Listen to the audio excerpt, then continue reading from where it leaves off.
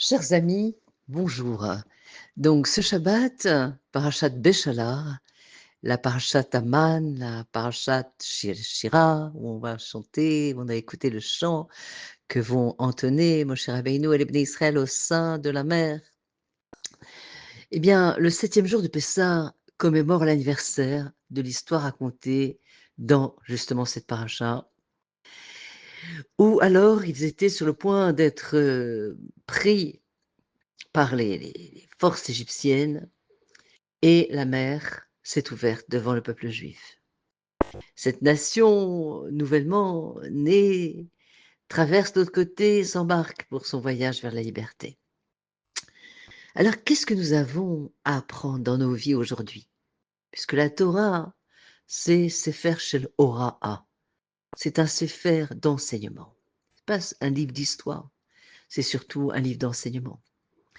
Donc, qu'est-ce qui pourrait même de loin, refléter ce miracle sans précédent et prodigieux, cette ouverture de la mer. Alors oui, dit le Talmud, c'est le miracle d'un mariage qui fonctionne. Réussir des couples est aussi difficile que diviser la mer, affirme le Talmud. Alors, que signifient ces mots? Tout le monde sait que trouver un partenaire et entretenir cette relation peut être parfois extrêmement difficile. Mais pourquoi, parmi tous les miracles extraordinaires décrits dans la Torah, le Talmud choisit-il spécifiquement le miracle de la séparation de la mer pour décrire un mariage?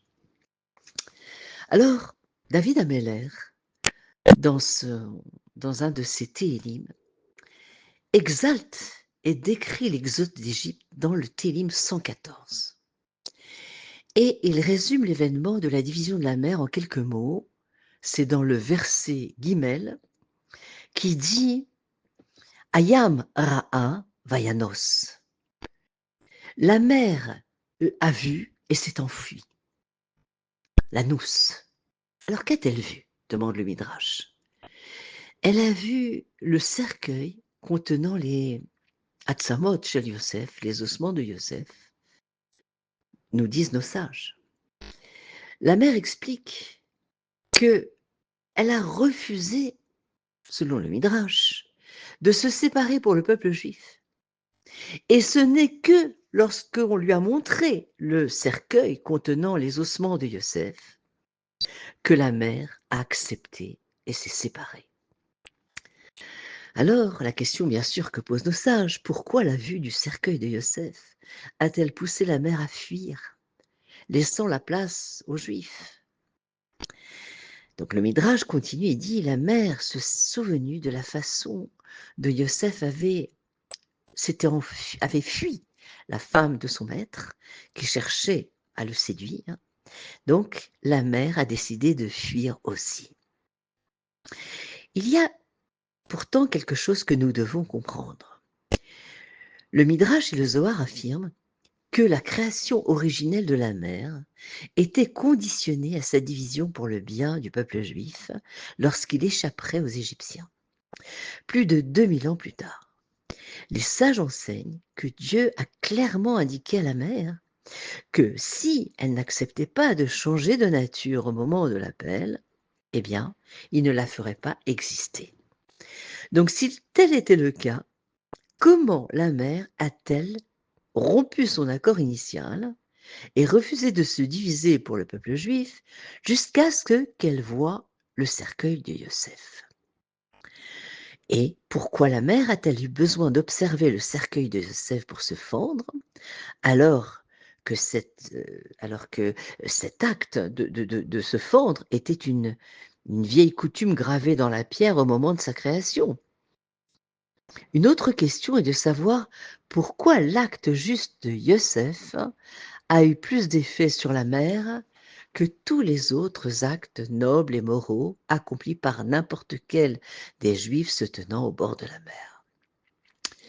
Alors la réponse à toutes ces questions réside peut-être dans une explication d'un grand maître chassidique qui s'appelait le rabbin Aaron de Karline et qui explique: lorsque Dieu a conclu l'accord initial avec la mer, selon lequel elle se divisait devant le peuple juif pour, pour que justement il puisse passer. Et comme tout bonhomme d'affaires le ferait, a demandé à Dieu de voir l'un de ces juifs, parmi lesquels elle devrait changer de nature et diviser son identité plusieurs années plus tard. Alors, bien sûr, Hachem a accepté de montrer à la mère qui sont ces juifs pour lesquels elle devra changer sa nature.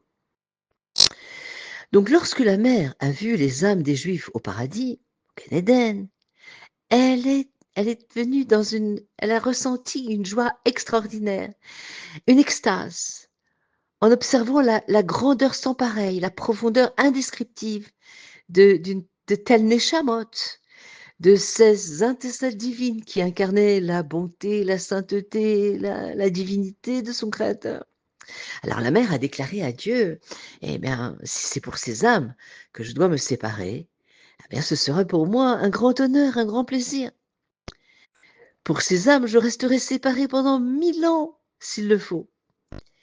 Et cela s'est produit à l'époque de la création, lorsque la mère observait les âmes du peuple juif encore au ciel, avant qu'elle n'ait fait ce saut, cette chute pour descendre dans le monde physique. Alors, maintenant, voyageons vers l'avenir, 2448 ans plus tard. Les Juifs viennent de quitter l'Égypte après avoir passé 210 ans dans la société la plus dépravée de la planète. Pendant plus de la moitié de ce temps, ils ont été réduits en esclavage, maltraités, torturés.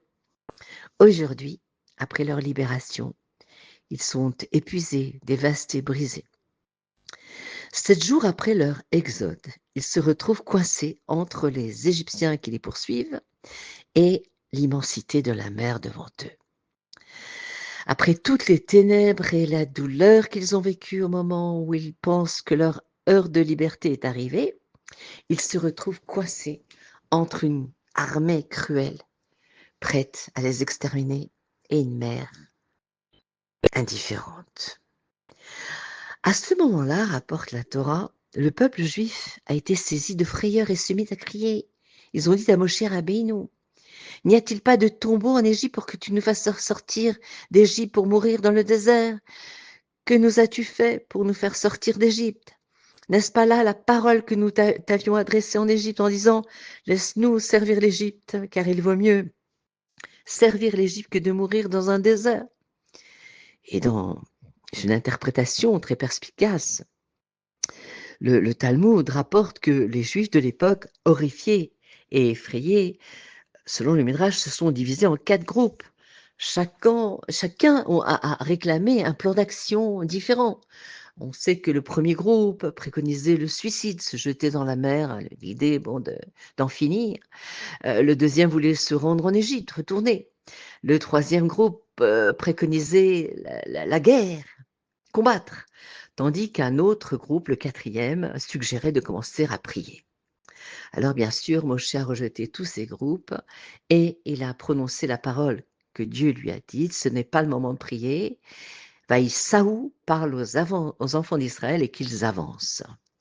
Donc c'est dans ce climat que la mère fut appelée à remplir sa mission de longue date, depuis la création. Et selon le rabbin Aaron de Carline, c'est à ce moment-là qu'un dialogue s'est établi.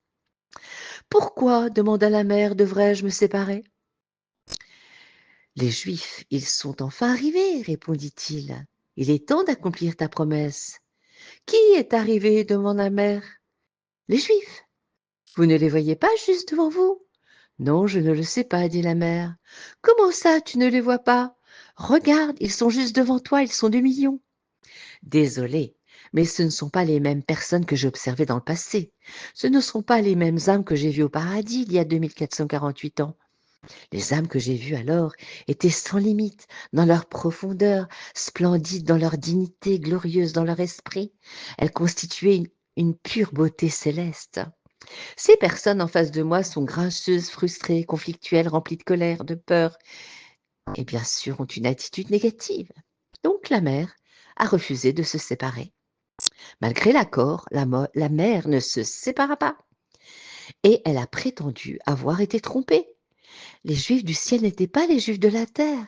La mère a accepté de se séparer devant les esprits profonds et riches et non devant ces pauvres gens, jusqu'à ce que, eh bien, elle a vu le cercueil de Yosef. Alors qui était Yosef? Bien sûr, Yosef reconnut ses frères, mais ils ne l'ont pas reconnu, dit la Torah. Lorsque ses frères, les tribus d'Israël, descendirent en Égypte pour acheter de la nourriture et qu'ils ont rencontré leur frère éloigné, qui est devenu vice-roi du pays, Yosef les a reconnus, mais eux ne l'ont pas reconnu. Pourquoi? Donc nos maîtres expliquent que la profondeur de la moralité, de la sainteté de Yosef était dissimulée derrière la façade épaisse d'un homme d'État égyptien. De l'extérieur, Yosef n'était rien de plus qu'un jeune homme d'une beauté extraordinaire, charmant, charismatique, doué en diplomatie et en politique, doté d'une ambition sans bornes. Il n'était pas facile de comprendre que derrière ces qualités se cachait une âme enflammée de passion spirituelle, un esprit proche pour qui l'héritage moral d'Abraham, Yitzhak, Yaakov demeurait l'épicentre de sa vie, un cœur amoureux de Dieu. Yosef a facilement identifié la sainteté de ses frères. Après tout, ils ont vécu la majeure partie de leur vie en tant que bergers spirituels isolés, engagés dans la prière, la méditation et l'étude. Pourtant, ses frères très spirituels n'avaient pas la capacité de discerner la dignité divine gravée au plus profond du cœur de Yosef. Ils n'ont jamais compris qui était vraiment leur frère. Même quand Yosef vivait avec eux en Israël, il le considérait comme un étranger, comme un danger pour l'intégrité de la famille d'Israël. Il le voyait comme un politicien mondain, rêvant de pouvoir et de gloire. Certes, lorsqu'ils l'ont rencontré sous la forme d'un dirigeant égyptien, ils n'ont pas vu que derrière le masque d'un politicien avisé se cachait l'âme d'une noblesse extraordinaire. Cette double identité qui caractérisait la vie de Yosef se manifestait de la manière la plus puissante lorsque la femme de son maître tenta de le séduire et de le pousser à avoir des relations intimes. De l'extérieur, pensait-elle, il ne serait pas très difficile d'inciter le jeune homme à sacrifier son intégrité morale au nom d'un plaisir, d'une gratification qui lui assurerait une position glorieuse dans la maison de son maître.